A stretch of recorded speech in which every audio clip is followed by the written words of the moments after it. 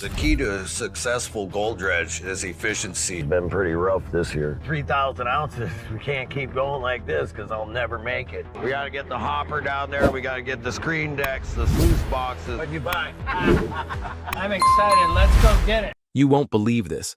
Shawn Pomrenke just rebuilt an $800,000 dredge and struck the kind of gold nobody thought was reachable. On its very first night, he dug deeper than anyone ever has, hitting a rich clay layer that left even Dave speechless.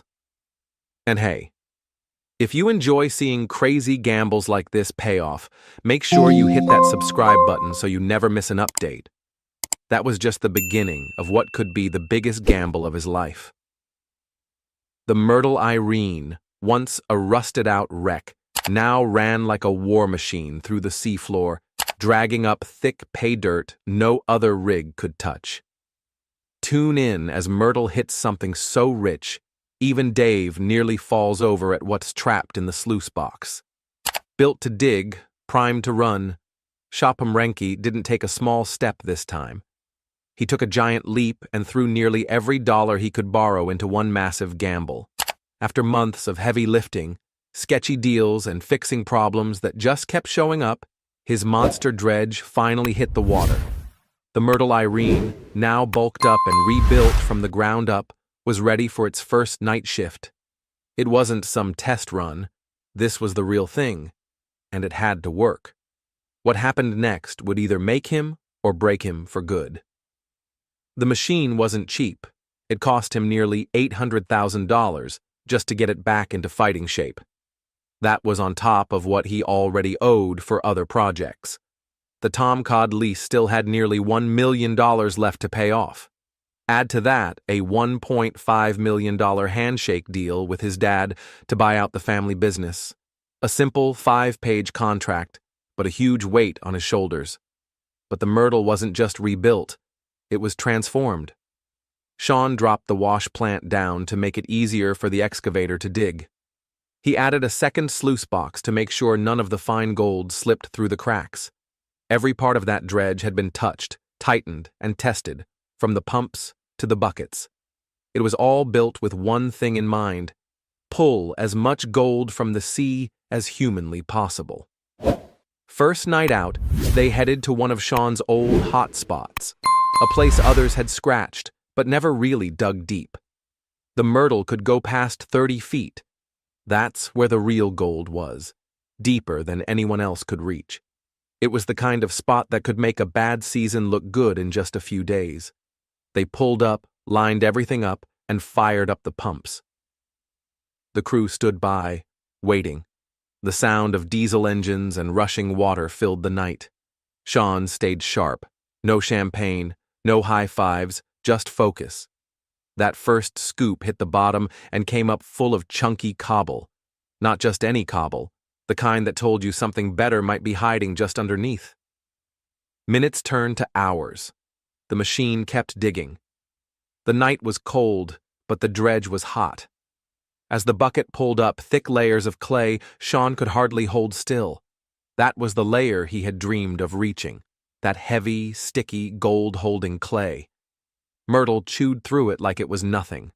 One scoop at a time, gold started showing up. Both sluice boxes ran steady. Water pushed pay dirt through thick mats. The crew didn't need anyone to tell them what was happening. They saw the signs, the way the water flowed, the sound of the gravel, the shine in the box.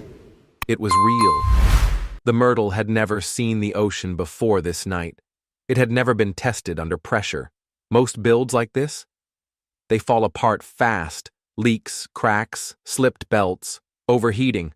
But not this one. Not yet. It ran smoothly. Pumps stayed clean. No clogs, no blown hoses, no shutdowns.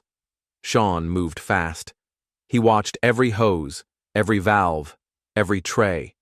He had been thinking about this build for months, losing sleep over it, sketching ideas on napkins, calling in favors. Every bolt had a story. Every line had been double-checked. It wasn't just a build, it was a mission. Around the middle of the shift, Dave took a look inside the top sluice. Loose gravel, light flow, clear mats, all good signs. Then he spotted it. Gold. Not a fluke. Maybe not. Real gold, caught right in the middle of the box. Not a lot, but enough to get excited. Enough to know the machine was doing its job. They kept digging. One full cut, no breaks, no backup. Just clean work. When they were done, they shifted the dredge forward and dropped back in. No dragging chains, no limp hoses, just power. Shawn couldn't stand still. He paced the deck, checked every connection, peeked into every chute. The Myrtle ran like a dream. This was real. It was the first time it had ever seen action, and it was eating through the seabed without breaking a sweat.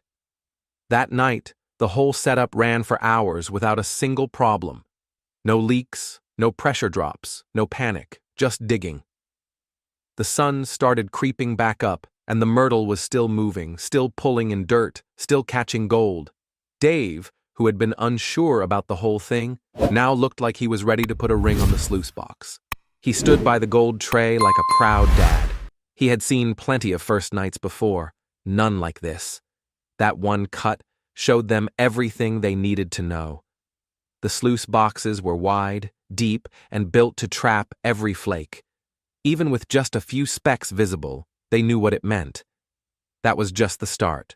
If the first run looked that good, they had a lot more waiting below the surface. The Myrtle had proven itself. One night shift, one full cut, and it did not fail. All that time in the shop, all those late-night calls, none of it was wasted. The next move was simple. Pull the spuds, shift position, drop back in, keep going. This wasn't luck, this was hard work, the kind most people don't see. Welding at 2 a.m., wrenching in the rain, sketching on the back of crates. Shawn had rebuilt the Myrtle into something dangerous, something strong, something fast, and it ran, on the first night, on the first dig, on the first full cut.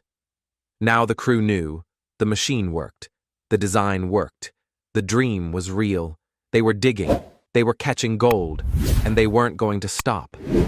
That night, deep under dark skies and pounding water, the Myrtle started something big. Shawn Pomrenke stood on the deck of his rebuilt dredge, water spraying, dirt flying, gold catching. One night in, and the machine was already doing what it was built to do: dig, catch, repeat. But a successful first night doesn't guarantee a smooth season, because Pomrenke's biggest gamble was still looming on the horizon. No loans, no lifelines, just gold. 2 miles off the coast, the pressure was rising. The season was shaping up to be massive, and Shaw wasn't just dipping his toes, he was knee-deep. This winter, he didn't just sit back and ride out the freeze. He made a move, a huge one. He picked up a gold claim that stretched across 1,000 acres. The name, Tom Cod. Price tag, over $1.5 million. And that kind of deal doesn't come with a grace period. There's a payment coming due, and fast. If it doesn't land on time, that ground goes right back to its last owner, ready to be resold. The plan to keep it is split 3 ways. First up, run the Christine Rose from dawn to dark, and through the night. No shortcuts. Just haul as much pay dirt out of the seabed as possible. The gold market is running hot, and there's no better time to cash in. The Tom Cod isn't just big, it's proven. And that's where the winter work shines. All season long, drill logs were collected. These logs point to something buried deep, a lost riverbed that cuts through the claim like a hidden highway. Packed inside, layers of chunky yellow metal. One drill hole punched out over 900 grams of the good stuff. That kind of reading turns heads. And if it tracks the way it looks, this stretch of ground could be one of the richest in the region. But there's a catch. The Christine Rose's arm only reaches 19 feet. That ancient riverbed, it's closer to 30, which means the only way to reach it is to find the dip, a spot where the riverbed rises just enough to fall into the dredge's range. Using beach markers and the old data, he's plotted a route. If the guess is right, the nozzle will touch pay dirt that hasn't been touched in who knows how long. The second part of the push is all about the inland mine, the one that's been run by the family for years. Now, the miner wants it all under his name. That means buying out the father and taking full control. No more shared decisions, no more waiting on anyone else's word. Just one operator running both sea and land. Owning the inland setup means steady gold, not as flashy but reliable, as the deep cuts offshore but stable, and right now, stability is gold too. The third move is bolder than the others. Sitting on shore near the edge of town is the Myrtle, a heavy-duty dredge with serious muscle. It's not running, just parked, but it belongs to Dave Young. For months now, the veteran miner's been driving past that rig, staring it down, thinking about what he could do with it. The vision is clear. Take over the dredge, make the fixes, run it hard, pull out more gold in 1 week than Christine Rose can manage in 3. On a good stretch, the Christine Rose might bring in $300,000 in gold. With the Myrtle tuned right, it could pull close to $1 million. That's the kind of leap that turns a risky season into a record-breaking one. The plan is to convince Dave to hand over the keys, at least in part. Let the veteran take charge, redesign it, rebuild what needs work, then go after the untouched ground with the biggest rig on the Bering Sea. Dave didn't slam the door. He asked for a plan, something real on paper. That leaves the door open just a crack. And for a man chasing down every ounce, a crack's enough to wedge a whole dream through. But nothing is free. Tom Cod still needs more payments. The inland mine won't buy itself. And the Myrtle, that's not even his yet. It's all tied together. If one piece falls, the rest wobble. That's why every move matters. Every bit of ground, every scoop, every hour. The gold has to come up fast, and it has to come up heavy. Back at the Tom Cod, the logs from the winter show a line that might be the old river's path. The miner tracked it across the claim, pinpointing the edge where it drops into the deeper part of the ground. He figures if he hits it at the start, near where the beach dips, it might line up just right with the dredge's reach. There's no margin for error. If it's too deep, that's time and money gone. Still, the signs are good. That 900-gram drill hole wasn't a fluke. Other holes came up strong too. Gold caught in every layer, heavier near the 30-foot mark. That's ancient river stuff. Not flakes, not dust. Real chunks. That's the dream. Out on the Christine Rose, the pressure is growing. The crew knows what's at stake. The machinery is running long shifts. Maintenance is tight. No breakdowns allowed. Every minute counts. Each load of gravel goes through the sluices with care. Any misstep and it's money lost. Back on land, the inland mine is quieter but steady. The focus there is bulk, not flash, but volume. Dump trucks run like clockwork. Wash plants rumble. The ground there isn't as deep, but it adds up. And when combined with offshore pay, it builds a safety net. That's if both parts run smoothly. If one falters, the pressure spills to the other. And the Myrtle? That's still on standby. Still parked. But the miner's working on the proposal. Not some rough sketch, real diagrams, mod plans, equipment lists, everything Dave might need to get on board. If that pitch lands, the season flips overnight. With the Myrtle, everything scales up. Bigger digs, deeper cuts, more gold, less waste. But first, the bills. The Tom Cod payment looms. Miss it, and that whole 1,000 acres goes up in smoke. Then there's the inland mine deal. That one's waiting too. And the Myrtle? Still just a maybe. With the Tom Cod payment coming due fast, Shawn's next move isn't just bold.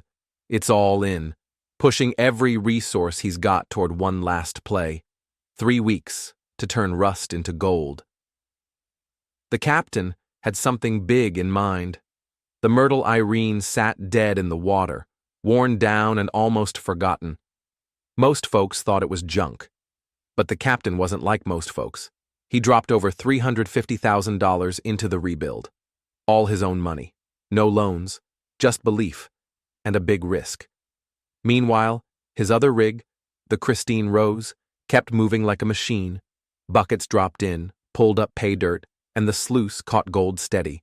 His second in command ran it smooth. The operation worked like a clock. But the captain didn't want just one solid boat. He wanted to own the whole shoreline. The Myrtle Irene had never worked right. The wash plant was too high. The operator couldn't see. The flow was off. Fine gold blew right through the sluice and back into the sea. The whole setup was sloppy. Fixing it wasn't just turning wrenches, it meant stripping it down to steel and building it back up. First thing, they lowered the wash plant. Now the operator could see where the dirt dropped. Next, they swapped the pump for something with real power. Then came the big fix, a second sluice spot. That meant better recovery. Even the fine flakes wouldn't get away. Everything had to line up. Water speed, angles, spread. One mistake, and the gold would still fly out the back. The boat was a mess. But the crew moved fast. The captain didn't have months. He had 3 weeks to get the Myrtle floating and working. That was the deal. His partner didn't want promises. He wanted results. The deadline was real. If they missed it, the whole season would be shot, and all that cash would be sunk. He brought the partner down to the boatyard, showed him around the Myrtle. No showy words, just walked him through the new build. From the cab of the excavator, you could now see straight into the wash plant. Dirt would go in, get blasted with water, and slide through the sluices. The flow system was cleaned up. It finally looked like it might do the job. Back in the day, that boat used to lose over half the gold it touched. 50 to 60% just washed away.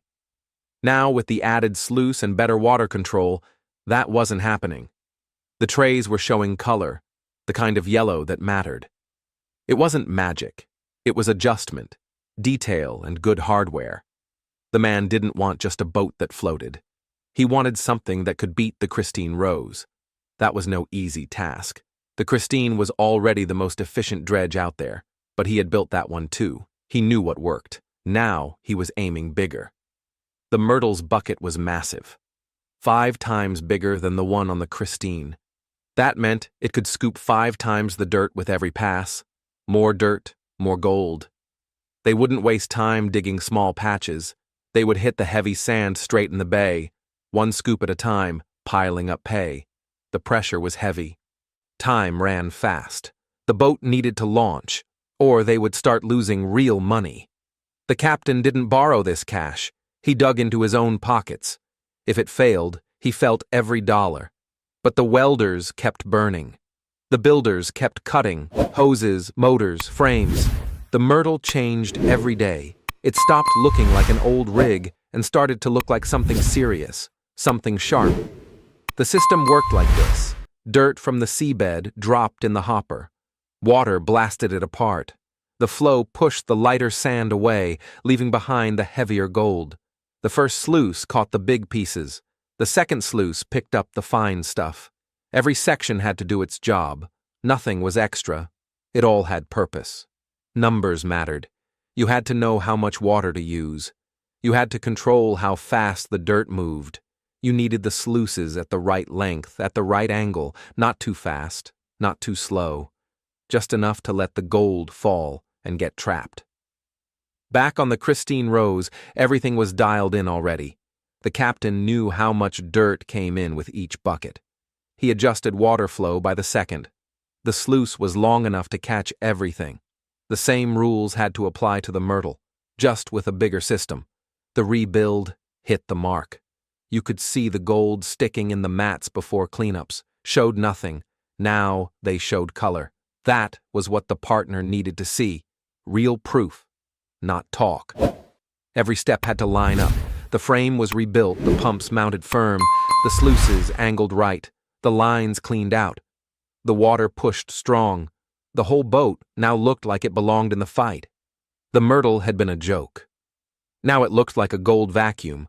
That 5 times bigger bucket wasn't just for show. It could suck up the bay one load at a time. No more skipping past the heavy sand. Now they could dig anywhere. The man behind it all didn't take shortcuts. He had built before. He knew what worked. The Christine was his first monster. The Myrtle was about to be the second. Was the Myrtle smart, or just too much? Did it change the game, or waste time? Like the video, drop a comment, and subscribe for more real mining stories.